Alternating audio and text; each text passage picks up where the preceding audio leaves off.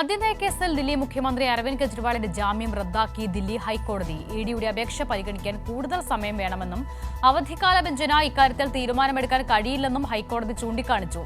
ജാമ്യം നൽകി വിചാരണ കോടതി ഉത്തരവിനെ ഹൈക്കോടതി വിമർശിച്ചു.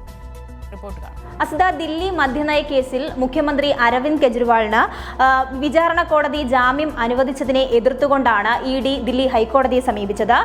ജൂൺ 20-നായിരുന്നു വിചാരണ കോടതി അരവിന്ദ് കെജ്രിവാളിന് ജാമ്യം അനുവദിച്ചത്. എന്നാൽ ഇതിനെതിരെ ഇഡി ദില്ലി ഹൈക്കോടതിയെ സമീപിക്കുകയും ആ ജാമ്യത്തിന് ഒരു താൽക്കാലിക സ്റ്റേ ദില്ലി കോടതി ഉത്തരവിടുകയും ചെയ്തു.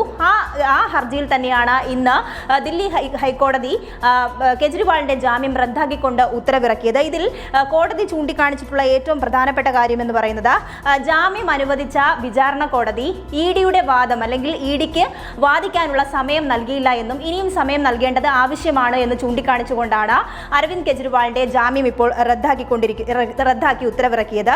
അതോടൊപ്പം തന്നെ ചൂണ്ടിക്കാണിച്ചത്, വിചാരണ കോടതിയെ കടുത്ത ഭാഷയിൽ വിമർശിച്ചുകൊണ്ടാണ് കോടതി ചില വിഷയങ്ങൾ ചൂണ്ടിക്കാണിച്ചത്. അതിൽ ഏറ്റവും പ്രധാനപ്പെട്ട കാര്യം എന്ന് പറയുന്നത്, വിചാരണ കോടതി ജഡ്ജി ഇഡിക്ക് വാദിക്കാൻ മതിയായ അവസരം നൽകിയില്ല, കൂടുതൽ സമയം നൽകണമായിരുന്നു. മാത്രമല്ല, ഈ വിചാരണ കോടതിയുടെ പല നിരീക്ഷണങ്ങളിലും തെറ്റായിട്ടുള്ള ചില നിരീക്ഷണങ്ങൾ വിചാരണ കോടതി നടത്തിയിട്ടുണ്ടെന്നും 45-ാം വകുപ്പ് നിർദ്ദേശിക്കുന്ന ഇരട്ട വ്യവസ്ഥ പാലിച്ചാണോ വിചാരണ കോടതി ഉത്തരവ് പുറപ്പെടുവിച്ചതെന്നും അടക്കമുള്ള കാര്യങ്ങളാണ് വിചാരണ കോടതി വിമർശിച്ചുകൊണ്ട് ദില്ലി ഹൈക്കോടതി ചൂണ്ടിക്കാണിച്ചിട്ടുള്ളത്. എന്തായാലും കെജ്രിവാളിനെ സംബന്ധിച്ച് ഇതൊരു നിർണായക വിധി തന്നെയായിരുന്നു. നാളെ സുപ്രീം കോടതി വീണ്ടും ഈ കേസ് പരിഗണിക്കുകയാണ്. അതേസമയം ഇന്നത്തെ ദില്ലി ഹൈക്കോടതിയുടെ ഉത്തരവിനെതിരെയാണ് വിയോജിപ്പ് രേഖപ്പെടുത്തിക്കൊണ്ട് ആം ആദ്മി പാർട്ടി രംഗത്ത് വന്നിട്ടുണ്ട്.